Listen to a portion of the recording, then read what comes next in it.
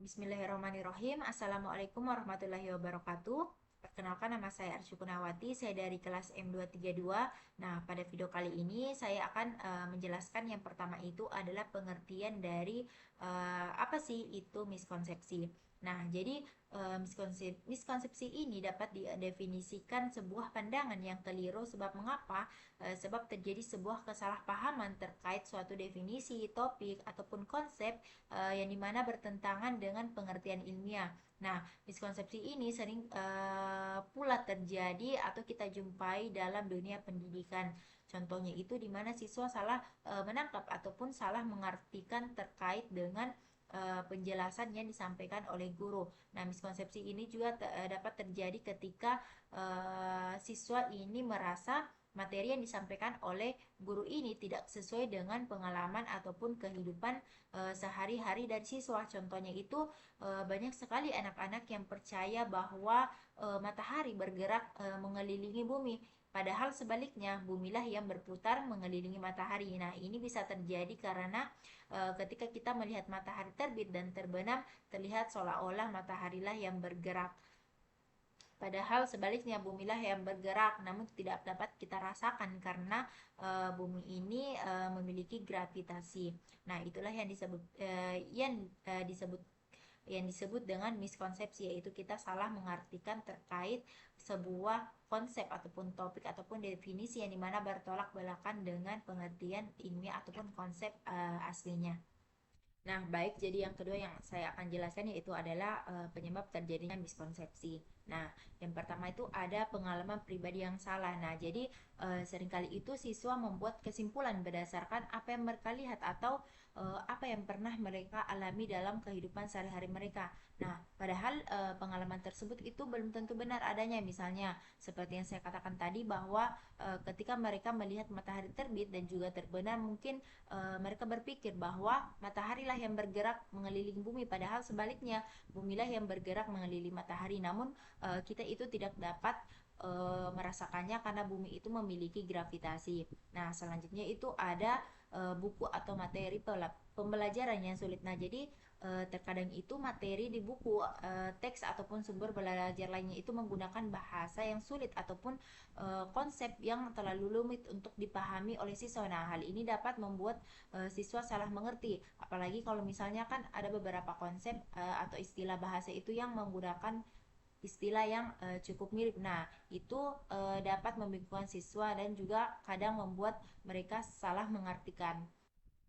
Nah, yang ketiga itu adalah kesimpulan yang terlalu cepat. Nah, jadi kadang-kadang siswa itu menarik kesimpulan dengan cepat tanpa benar-benar memahami konsep. Apalagi jika hal yang disampaikan itu telah mereka alami dalam kehidupan sehari-hari mereka. Padahal hal itu kan belum tentu benar adanya. Jadi hal itu juga dapat menyebabkan yang namanya miskonsepsi, yaitu kita terlalu cepat mengambil kesimpulan tanpa benar-benar memahami konsep yang ada. Nah, baik, jadi yang keempat yaitu ada cara mengajar guru yang kurang jelas. Nah, jadi mungkin kita pernah mendapati guru yang dimana guru ini hanya menggunakan metode ceramah saja, terus langsung memberikan tugas. Nah, ini juga salah satu cara pengajaran yang menurut saya itu kurang efektif karena kita sebagai siswa ini kurang memahami jika hanya menggunakan metode ceramah saja. Nah, ini juga dapat menyebabkan yang namanya uh, miskonsepsi karena uh, kita belum terlalu paham terhadap suatu materi, terus kita langsung diberikan tugas. Itu ada pengaruh dari lingkungan ataupun media. Nah, media ini seperti televisi, internet. Nah, mungkin pada zaman sekarang itu di mana setiap orang itu telah memiliki namanya ponsel genggam ataupun handphone. Nah, melalui handphone kita ini kita dapat menerima informasi yang ada melalui handphone kita. Nah, informasi tersebut itu belum tentu benar adanya atau memberikan informasi yang kurang lengkap atau dapat dikatakan hoax. Nah, jika kita sebagai mahasiswa ataupun siswa ini kurang teliti dalam menanggapi sebuah informasi, nah kita bisa saja menyalahartikan sebuah berita. Nah, ini dapat dikatakan sebuah miskonsepsi. Nah, baik, jadi yang ketiga yang saya akan jelaskan itu adalah cara mengatasi miskonsepsi. Nah, jadi yang pertama itu ada identifikasi miskonsepsi terlebih dahulu. Nah, jadi guru perlu mengetahui kesalahpahaman apa yang dimiliki siswa. Nah, ini bisa dilakukan melalui pertanyaan, kuis, ataupun diskusi di dalam kelas. Nah, melalui diskusi ini eh, guru mengajak siswa untuk berdiskusi dan berbagi pendapat mereka. Nah, dalam proses ini juga guru bisa mengoreksi kesalahpahaman siswa dan juga menjelaskan konsep yang benar. Nah, melalui diskusi ini juga membantu siswa mendengar perspektif lain dan juga memperbaiki pemahaman mereka. Nah, jadi dengan mengidentifikasi miskonsepsi ini sejak awal, guru dapat fokus pada area yang perlu diperbaiki pada siswa. Nah, yang kedua itu adalah gunakan pembelajaran berbasis masalah atau problem based learning. Nah, jadi siswa ini diberikan masalah yang berkaitan dengan konsep yang salah mereka pahami dan juga siswa ini diminta untuk mencari solusi dari masalah tersebut. Nah, ini dapat membantu siswa berpikir kritis dan juga memahami konsep yang benar melalui pemecahan masalah. Nah, yang ketiga itu berikan penjelasan yang lebih sederhana. Nah, jadi kadang-kadang siswa itu membutuhkan penjelasan yang lebih mudah dimengerti.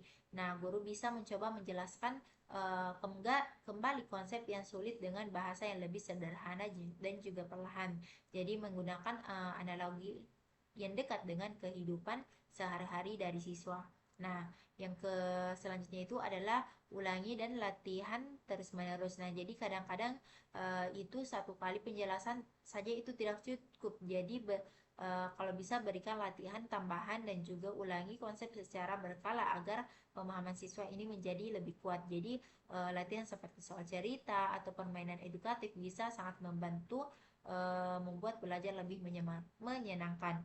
Nah, selanjutnya itu ada berikan umpan balik yang konstruktif. Nah, jadi setelah siswa ini menyelesaikan tugas atau menjawab pertanyaan, kalau bisa itu berikan umpan balik yang membantu mereka memahami di mana letak kesalahannya. Jadi jelaskan mengapa jawaban mereka ini salah dan juga bagaimana cara berpikir yang benar.